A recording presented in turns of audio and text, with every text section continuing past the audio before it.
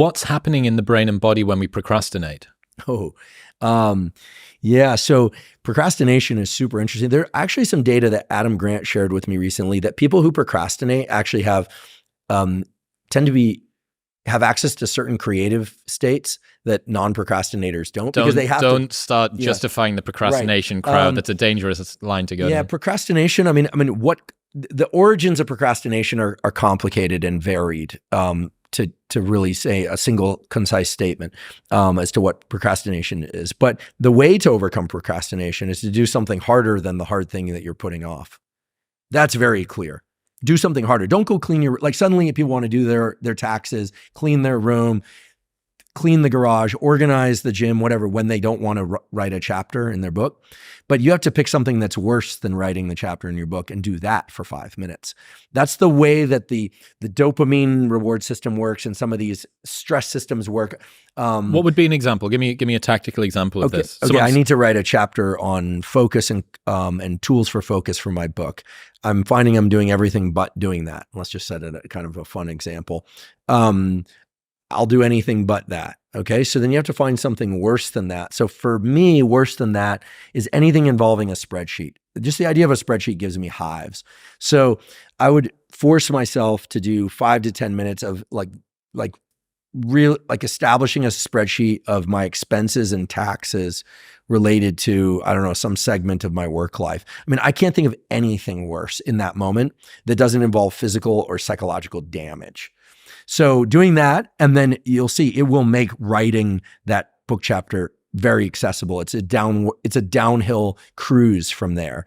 But people find themselves doing all these things that they would normally want to put off as a way to avoid doing the harder thing. So it's about understanding that what is difficult and what you want to put off or do is a dynamic hierarchy. I think you can think of it as dynamic subordination. I don't know if that's borrowed from cosplay or from military or BDSM. I don't know. I heard it someplace. Yeah. But all the places that you mine for information most frequently. No, it's raccoons and street fights. No, none of those communities are communities that I know very much about. But I was saying it facetiously. But the point being, do something harder than the thing you're trying to avoid. Now, some people really like deliberate cold exposure for that reason, because and here I'm going to really, if I've taken heat, for no pun intended, for the deliberate cold exposure thing, now I'm really going to get behind it for the following reason. People who are really into exercise of various kinds, but not deliberate cold exposure, love to push back on people that do posts about deliberate cold exposure. Oh, that's not doing anything. It's not much metabolic lift. Okay, but let's really step back and be honest with ourselves. The adrenaline, the pattern of adrenaline release over time from deliberate cold exposure is something that's very hard to recreate safely with other endeavors. Sure, a hard workout is going to spike your adrenaline and dopamine also, but is it going to spike it the way that deliberate cold exposure is? No. Also, the amount of a mental barrier that one has to get over in a moment, there's no like 3 warm-up sets, like walk on the treadmill, 0 to 100. Pre-workout drink. Show me the pre-cold plunge drink that makes it easier. Okay. It's called willpower. Yeah. Okay. And now some people come to love deliberate cold exposure, but that's usually for how they feel afterwards. So I think there is so much utility to deliberate cold exposure. Now, do people have to do it? No, but deliberate cold shower, deliberate ice bath, deliberate cold plunge is a world apart from all the other self-imposed stressors because of the speed of onset of the stress. It's even more so than a sauna.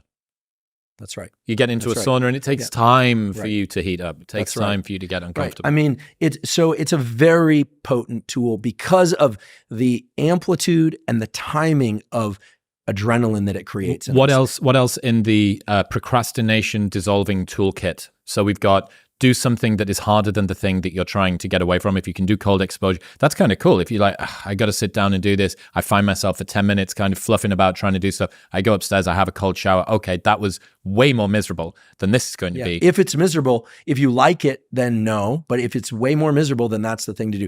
Pick the miserable thing. I mean, sometimes it'll leave me like hard conversation you didn't want to have.